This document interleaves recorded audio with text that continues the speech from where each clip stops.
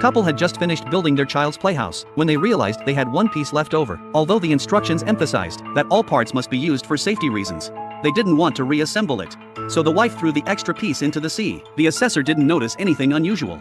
Mi piace, siete stati bravi. They did this simply because they wanted a child, but they had to pass the fertility assessor's review in order to do so. In the future world, due to resource scarcity, the human population is strictly controlled. People are forced to take drugs that strip them of their fertility. Newborns are only allowed after someone dies. To obtain fertility qualifications, one must pass the assessor's review. Neil and Kelly have good economic conditions. They passed the review and entered the assessment phase. Little did they know that disaster was about to begin. Their assessor was named Anne. She would pretend to be a child to observe the two of them, to see if they had the ability to be parents. They could give up at any time during the process, but they would lose this qualification forever. Noi saremmo davvero dei bravi genitori. Ha ragione, tutti lo dicono. On the first day, Anne officially entered the role. She pretended to be a child who wouldn't eat properly. This caught the two of them off guard, but faced with this pretend child, they could only continue to act along.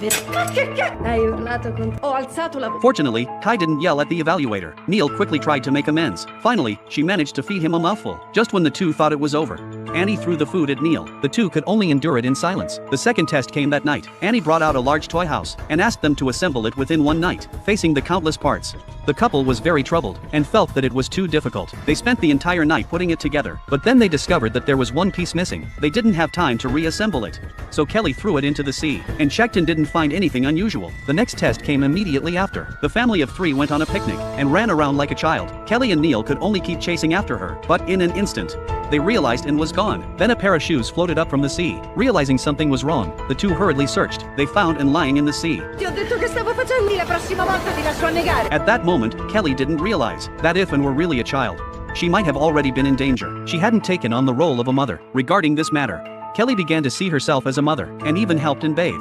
But at night, Anne wanted to sleep with the two of them. Neil wanted to refuse, but Kelly agreed.